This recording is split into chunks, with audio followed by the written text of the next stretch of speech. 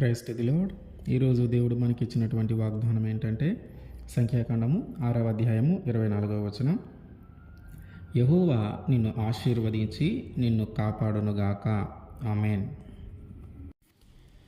దేవుడు ఎల్లప్పుడూ మనల్ని కాపాడుతూ ఉంటాడు. ఆయన కాపుదల ఎల్లప్పుడూ మన మీద ఉంటూనే ఉంటుంది.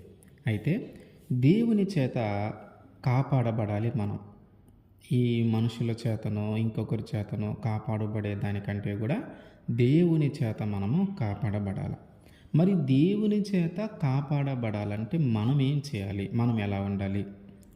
దేవుని చేత కాపాడబడాలి అంటే మనం ఏం చేయాలి? మనం ఎట్లా ఉండాలి?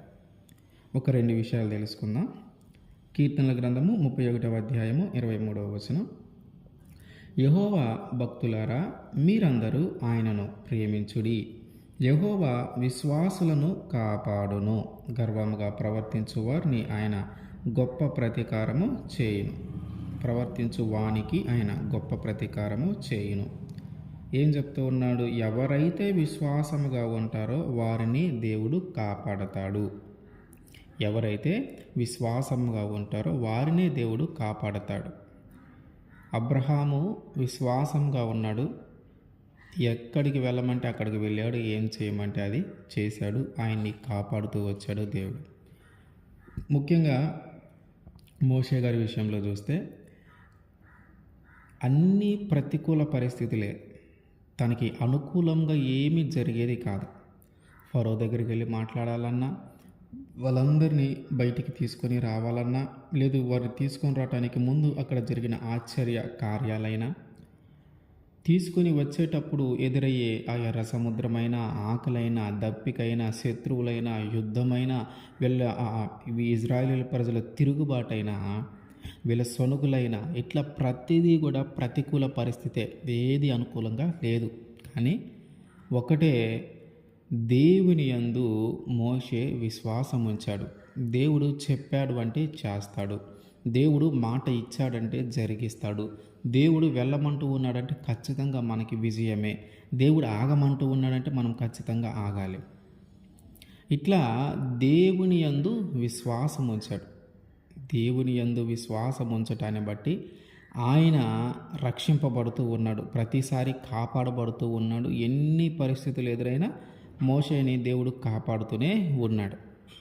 సొనిగిన వాళ్ళు, మాంసాపేక్ష కలిగిన వాళ్ళు ఎంతో కొంతమంది అక్కడ నశించిపోయారేమో, కానీ మోషే ఎప్పుడు కూడా దేవుని మీద విశ్వాసం ఉంచి ఉన్నాడు కాబట్టి ఆయన రక్షింపబడుతూ ఉన్నాడు. రెండో విషయం, సామెతల గ్రంథము 19వ అధ్యాయము 16వ వచనం. ఆజ్ఞను గైకొనువాడు తన్ను కాపాడుకొనువాడు, తన ప్రవర్తన విషయమై అజాగ్రత్తగా నుండివాడు చచ్చును. ఏంటి? ఆజ్ఞను గైకొనువాడు తన్ను కాపాడుకొను. ఆజ్ఞ అంటే దేవుని మాటే. దేవుని మాటను ఎవరైతే జాగ్రత్తగా విని దానిని అనుసరించి దాని ప్రకారము నడుచుకుంటారో వాళ్ళు కాపాడబడతారు. మొదటిదేంటి? విశ్వాసము, ఆయన మీద నమ్మకము. దేవుడు ఉన్నాడు, దేవుడు చూస్తూ ఉన్నాడు, దేవుడు మనం చెప్పేది వింటూ ఉన్నాడు, దేవుడు మనకు ఒక మాట ఇచ్చాడంటే అది జరిగిస్తాడు అనే ఒక విశ్వాసము, ఒక నమ్మకము మనము కలిగి ఉంటే మనం కాపాడబడతాం. రెండవది ఏంటి? ఆజ్ఞను గైకొనటం. దేవుడు చెప్పినటువంటి మాటను శ్రద్ధగా విని దానిని గైకొని దాని చిత్తానుసారంగా మనము జీవించటము.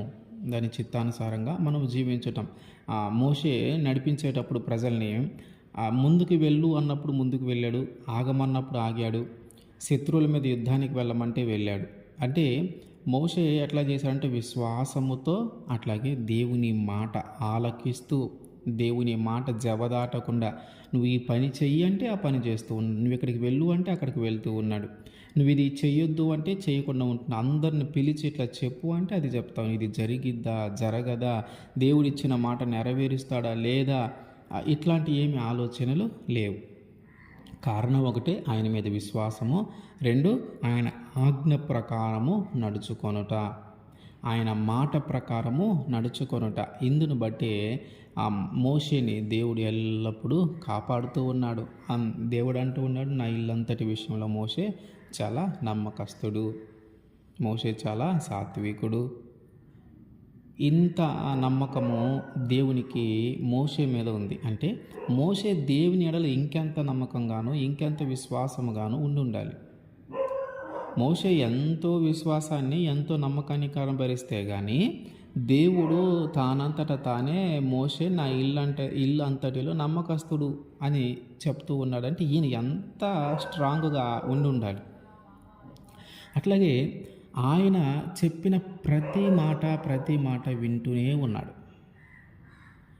నువ్వు నువ్వు నువ్వు ఆ కొండ ఎక్కంటే కొండ ఎక్కాడు, వాళ్ళందరిని అక్కడ ఉంచంటే అక్కడ ఉంచాడు.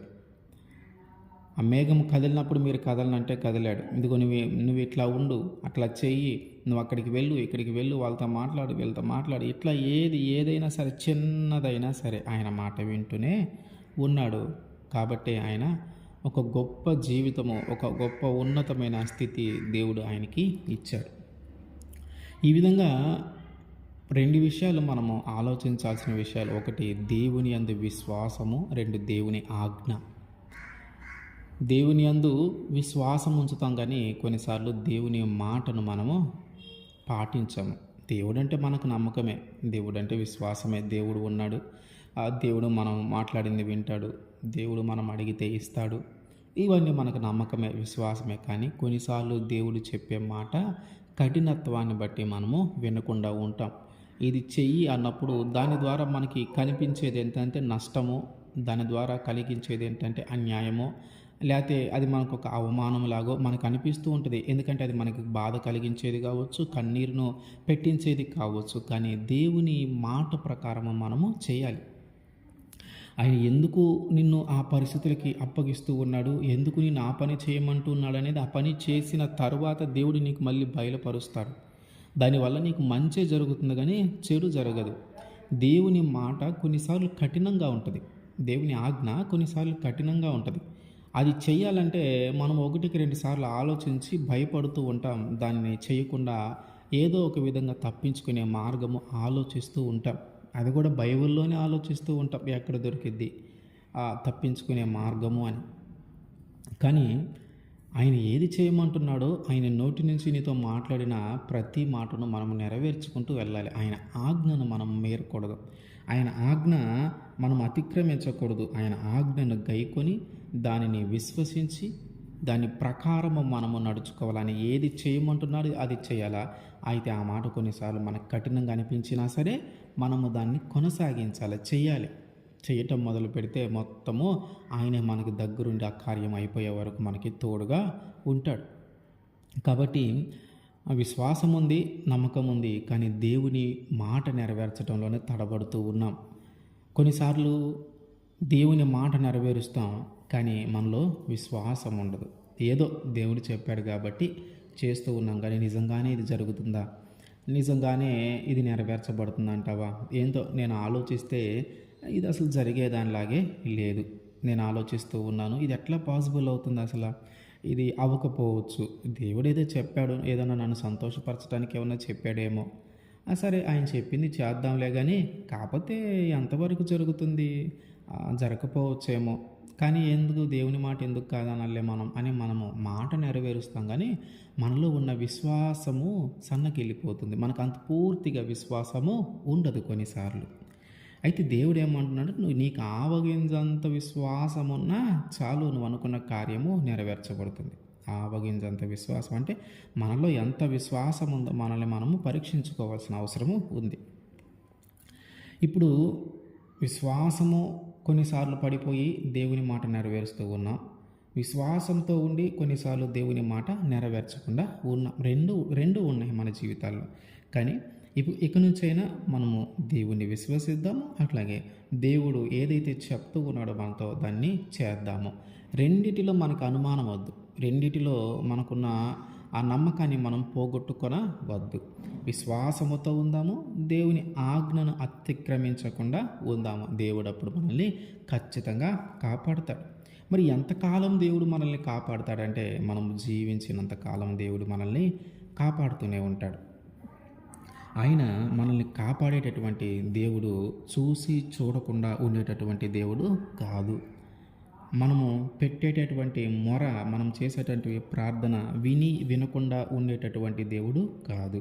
ఆయన కునుకడు, నిద్రపోడు. ఆయన ఎల్లప్పుడూ మన వైపు చూస్తూనే ఉంటాడు. మనకు వచ్చేటటువంటి అపాయము, మనకు వచ్చేటటువంటి ప్రమాదము నుంచి ఆయన ఎల్లప్పుడూ కాపాడుతూనే ఉంటాడు. కీర్తన గ్రంథము 121 కీర్తన 3-4. ఆయన నీ పాదము తొట్టిల్లనియడు, నిన్ను కాపాడువాడు కునుకడు, ఇజ్రాయేలును కాపాడువాడు కునుకడు, నిద్రపోడు. ఏమంటూ ఉన్నాడు? మనల్ని కాపాడేటువంటి దేవుడు మనకేమన్నా డౌట్ ఏమన్నా వస్తే, మనకేదన్నా అనుమానం ఉంటే, ఏమని అనుమానం? దేవుడు చూస్తున్నాడంటవా? నిజంగా ఎల్లప్పుడూ దేవుడు కాపాడుతాడా? ఏదో ఒక సందర్భంలో దేవుడు పక్కకు తిరగడా మన వైపు నుంచి? ఏదో ఒక సందర్భంలో దేవుడు చూడని సందర్భాలు ఉండవా అని మనం అనుకుంటూ ఉంటాం. కానీ దేవుడు ఎల్లప్పుడూ మన వైపు చూస్తూనే ఉంటాడు. ఆయన మన కోసము మేలుకొనే ఉంటాడు. ఆయన కుడుకడు, నిద్రపోడు. ఎందుకంటే ఆయన మనల్ని కాపాడబోతూ ఉన్నాడు. ఆయన మనల్ని కాపాడుతూ ఉంటాడు కాబట్టి ఆయన ఎప్పుడు కూడా అవిశ్రాంతంగా మన వైపు ఆయన చూస్తూనే ఉంటాడు. మనం పెట్టే మొర ఆయన వింటూనే ఉంటాడు. కాబట్టి మనలో ఉన్నటువంటి విశ్వాసాన్ని మనం బలపరుచుకొని, మనకు దేవుడిచ్చినటువంటి మాటను మనము అనుమానము లేకుండా, విశ్వాసము లేకుండా, అనుమానము లేకుండా మనము దాన్ని చేస్తూ ఉండాలి. ఇక మనకి నమ్మకమే అనమాట. దేవుడు మాట ఇచ్చాడంటే చేస్తాడు, దేవుడు మాట చెప్పాడంటే మనము చేయాలి. ఈ రెండు కూడా ముడిపడి ఉన్నాయి, విశ్వాసము, ఆజ్ఞాతిక్రమం. సో మనం విశ్వాసముగాను, ఆయన చెప్పిన మాట నెరవేర్చేవారిగాను మనము ఉండాలా. అప్పుడు దేవుడు మనల్ని ఆశీర్వదించి మనల్ని ఎల్లప్పుడూ కాపాడతాడు. ఆమేన్.